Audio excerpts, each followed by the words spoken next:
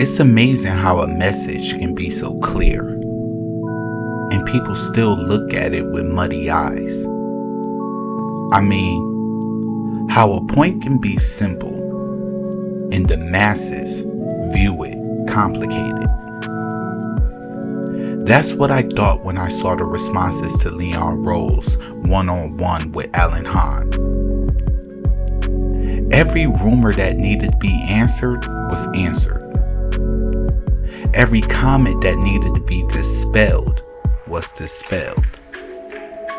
When I heard Rose's comments, I thought, now, here's a man giving all the answers he can without giving out too many details.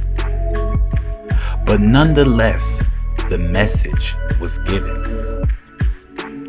He confirmed the big rumors without giving names. I'm not allowed to speak with regard to players that are under contract with other teams. However, as you know, it is my job to, evaluate and look at trades and things of that nature in order to improve the team. And, like I said, when I came in, we were going to be aggressive. We were going to be opportunistic. Our plan was to work with what we have through player development, look at what's out there, and just as a group, try to get better every day. And that's what, we've tried to do.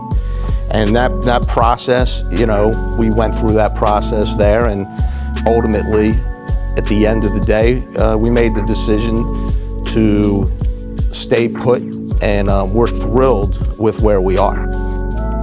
He confirmed that RJ's rumors were true, and that he decided to go with the extension because he felt RJ deserved it, and the goal was to create stability within the core. We really are. We're thrilled with the team that we have, and we feel like we are positioned very well for the future.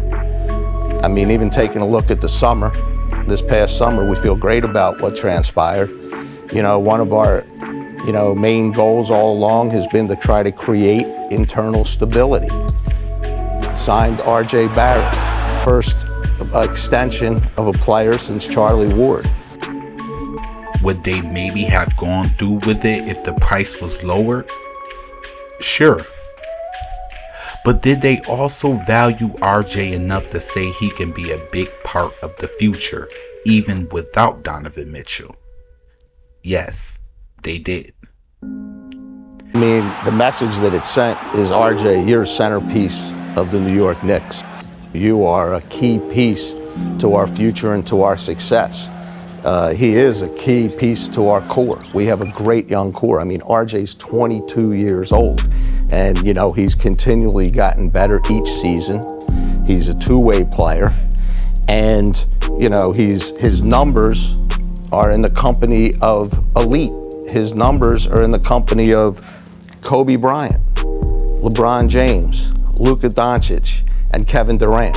They're the only other four players that by the age of 22 scored 3,000 points, 2,000 rebounds, 1,000 rebounds, and 300, I believe it was 300 three-point shots. He also addressed the Julius Randle saga, letting us know that Randle is more than likely to remain on the team. He acknowledged that it wasn't all peachy with Randle, and even acknowledging that Randle can be emotional, but prided that about him in the same way, while complimenting his physical shape and drive to be better. He even put pressure on him by saying he believes Randle will have a great season. Look, I've talked to Julius. I've seen Julius. He is in phenomenal shape. He's in a great space. He's really excited about getting started this year. Look, last year his numbers were elite again, 20, 10, and 5. Right. 3 players in the league that did that. Julius is a passionate player. I see that as a positive. Did he have some rough patches last year? Yes.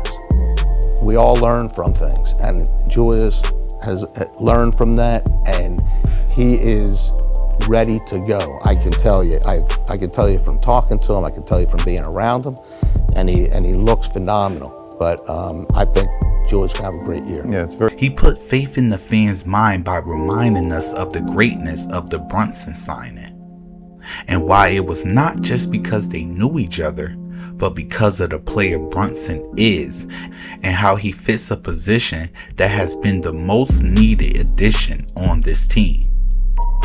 DNA. His DNA, he has a winning DNA. And when I say, you look at his history, state champions in high school, 2 national championships in college. Last year, with and without Luka Doncic, leads the Dallas Mavericks to the Western Conference Finals. You know, the basketball, and he's improved every year because of who he is, what he's about. It's the character, it's the work ethic, it's the professionalism.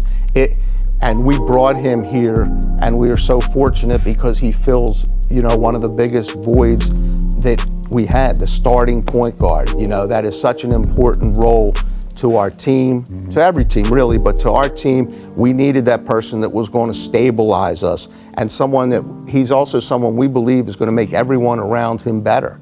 You know, the way he plays, his unselfishness, his basketball IQ, his leadership, all of those things are, you know, the reasons why he, you know, and he fits perfectly in Tibbs' system. And Tibbs has known him for a long, you know, it's going to be a seamless transition for him into the system.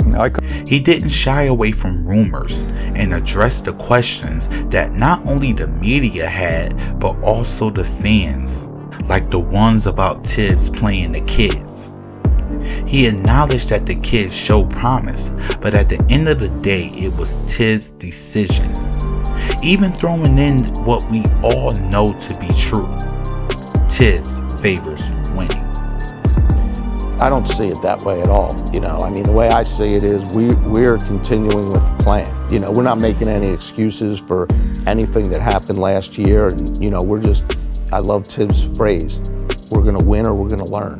And, you know, we have to learn from the things we have to learn from, and we're not going to make excuses. Everybody has things that don't work out during the course of the season.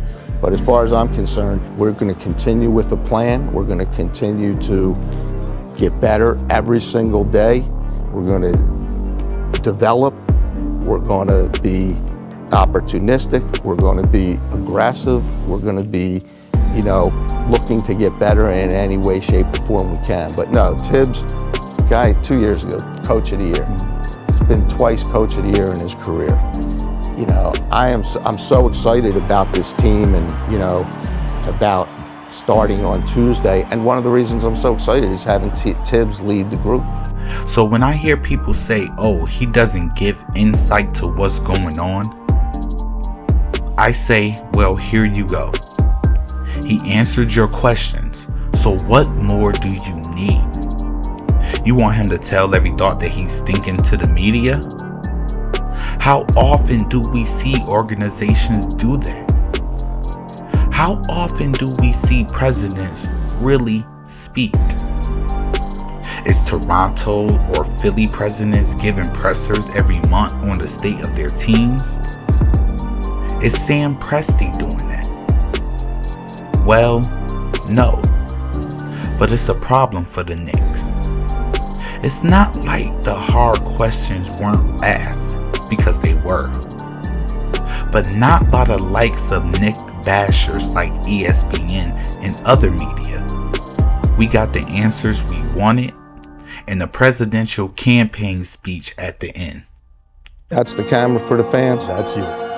First of all, I just want to say thank you very much for your unwavering support. You guys are truly the greatest fans in the world.